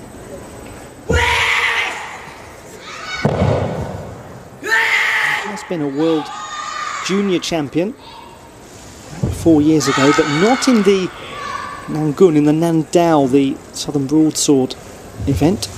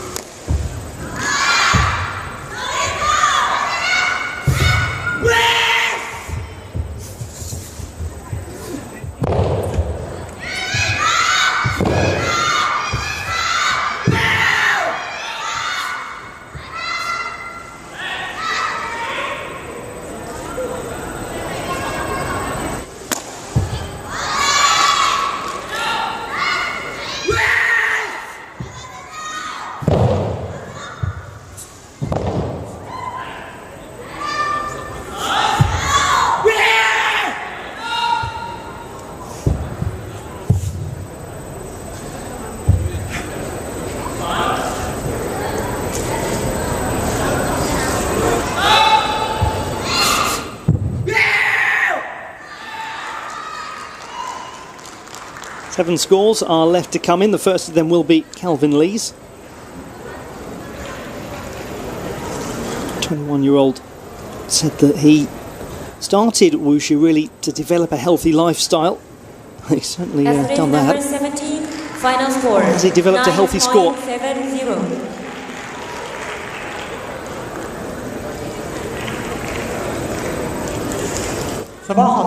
He certainly has developed a very healthy score with the staff. 9.7. Just unfortunately the score from yesterday will preclude a medal, but 19.29 overall score, 6th place, with still 6 more competitors to perform. Bansha Seto from Thailand is one of them.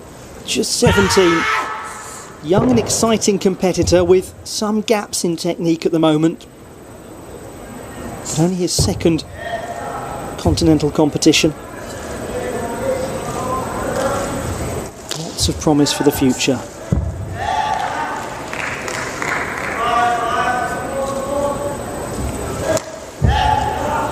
And just making a momentary adjustment in the stance on landing.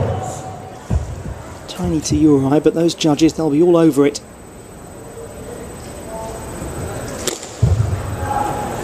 That was not tiny.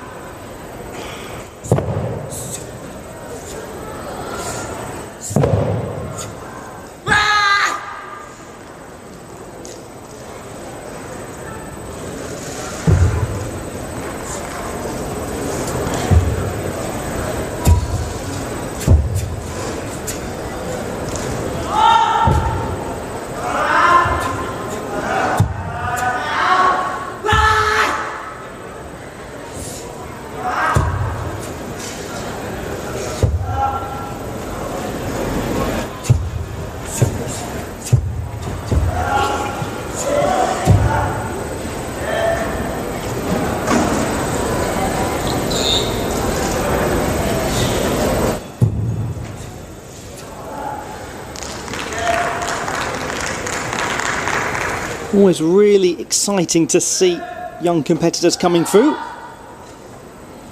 and growing in confidence day by day as Bansha Seto becomes more used to being in this sort of environment. And although there were errors here, this was a lot stronger than his Nanquan performance, quite considerably in fact. Hopefully that will be reflected in what the judges think. Obviously they have to deduct for things like that. That's really good. 9.13 for Bansha Seto, his difficulty creeping up, and his score 17.47. A really positive conclusion to the competition for the teenager from Thailand. Mohammed Adi Salihin Roslan, 2 years younger than older brother Mohammed Sufi Sharian, but 11th best in the Nanquan, stronger performer of the two.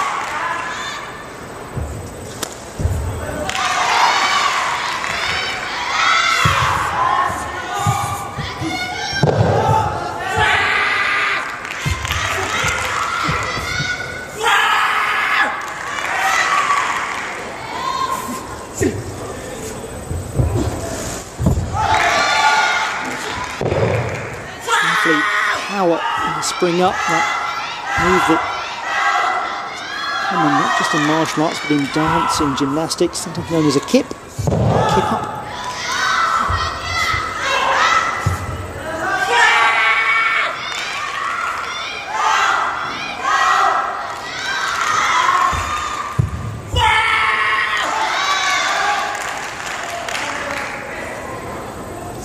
Really impressive display from an impressive young martial artist.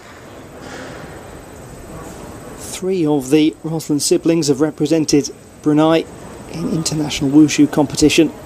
It's a very strong display from this martial arts driven family.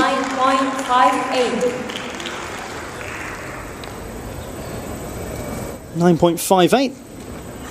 A little bit better than the mark for the Nanquan. Athlete number 20 entered the arena. 19.13 the score.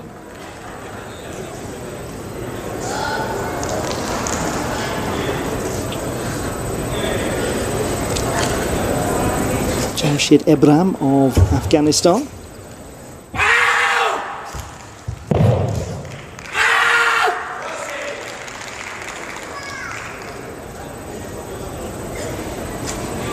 He had a 7.87 in the Nanquan. Took a little bit of a tumble at one point.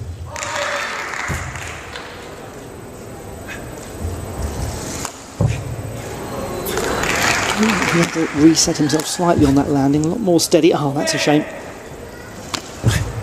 And just maintaining integrity in those landings is so very difficult. Some nice quick footwork displayed there.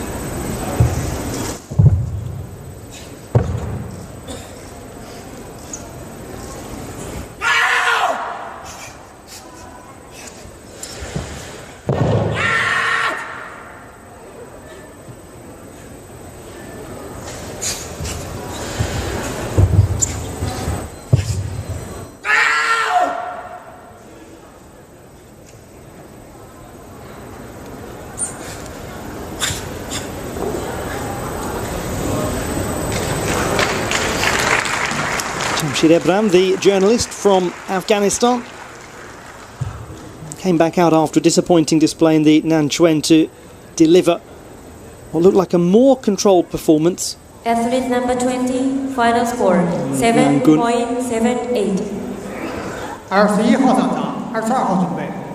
Athlete number 21 Again, entered the costly arena. Athlete number forward. 22. 7.78. So pretty comparable with his display in the Nanquan. 15.65 puts him in 18th position. If you're just joining the competition, this is Macau's Huang Junhua, who leads the way.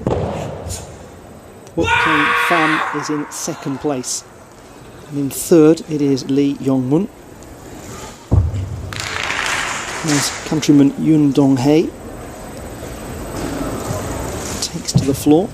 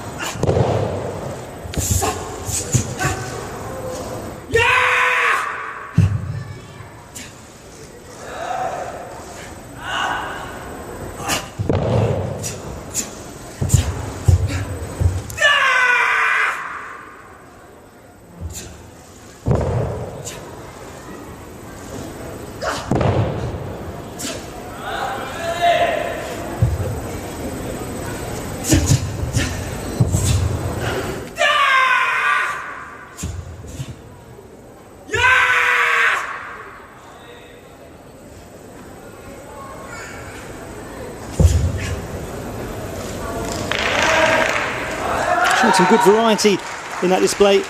Yong Dong-hae with 9.48 in the Nanquan, down in 14th place, so likely to be far too far a step up to make. Certainly got some nice elevation in his work.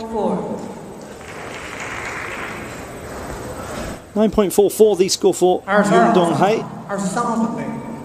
Athlete number 22 entered the arena. Athlete number 23. A 12th place on 18.92 with two competitors still to go, including the top performer from yesterday.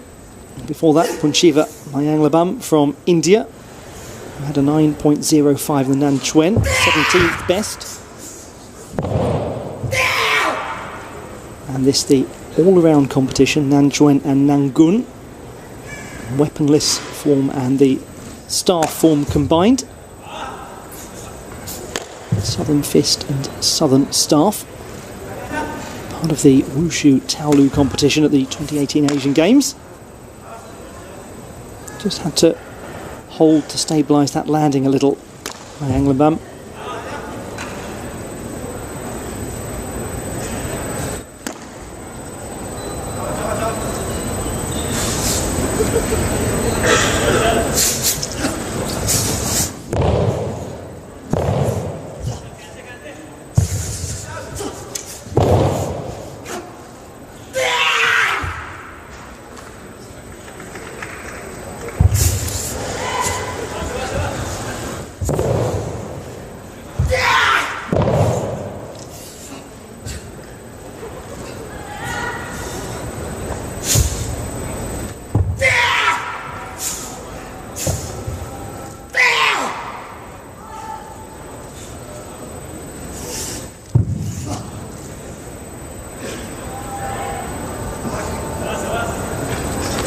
Punshiva Mayanglabam took 2 gold medals at the South Asian Games a couple of years ago in his home country, including in this competition, but has been historically a better performer in the Nanquan than the Nangun. Final score 8.95. Athlete number 23 entered the arena. Having historically been a better performer in the Nanquan than the Nangun, that trend continues with an 8.95 here, just a little down from the 9.05 that he scored yesterday. So 18 overall and 17th position for Mayanglabam. Now, the last competitor, Li Jingdae, 9.75 the Nanquan yesterday, top performer from Fujian province, which is epicentre of so much fantastic martial art development.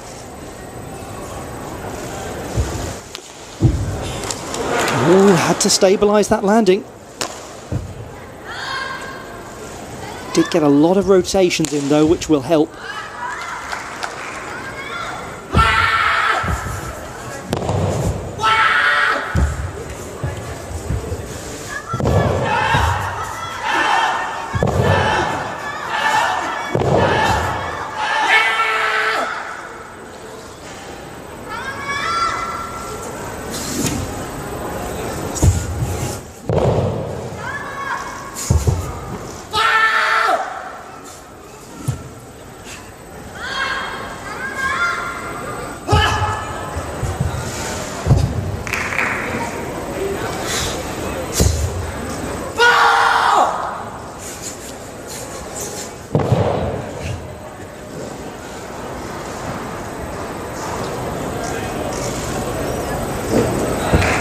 Awful lot in that routine, so much variety, so much precision, so much explosive power. He does have a little margin for error in terms of the high score from yesterday in the Nanquan and also in this routine itself. 23, final score 9.39. But is it enough margin for error because of that big adjustment? Nanquan category. No, 9.39 for Li Jingdae. And right at the very end, Li Jingdae, 19.14, ends up in 11th position, having been the strongest performer in the Nanquan. Judges may He had to leave the wait chair. for everyone else to go. He was not able to jump back to first place. What that means is that Lee Yong-moon of the Republic of Korea takes the bronze medal, and then it is Phuc Kem Pham of Vietnam with the silver, but Hwang Junhua of Macau taking a fantastic gold medal.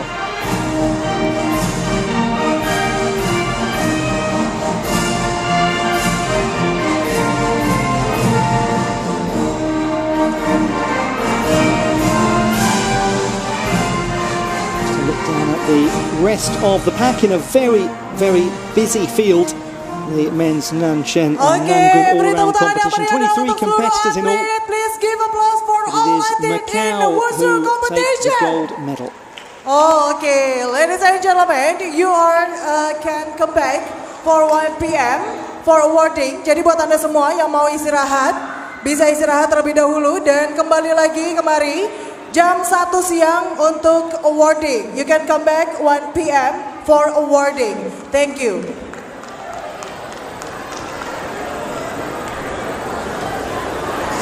Four events have taken place in this session of Wushu Taolu action at the Jakarta International Expo. 3 of them medals events.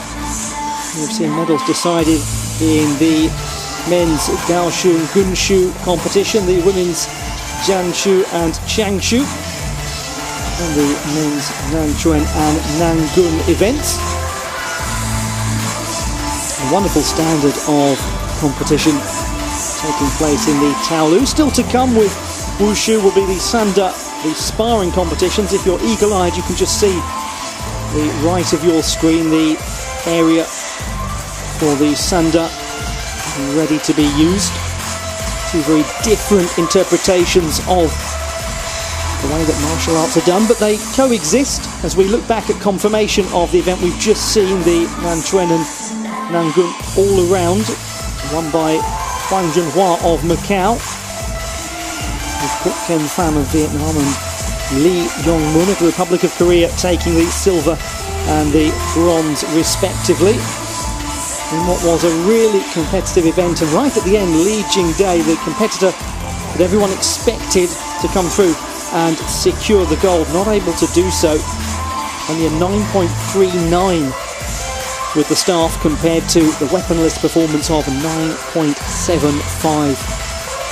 There'll be lots of celebrations for Macau in a short while. And the victory ceremonies will be along in around about an hour's time, 57 minutes at 1 p.m. local time. So do pop off and stretch your legs, make a cup of tea and come back at 1 o'clock to enjoy those victory ceremonies with us. But for now, from the Jakarta International Expo, goodbye.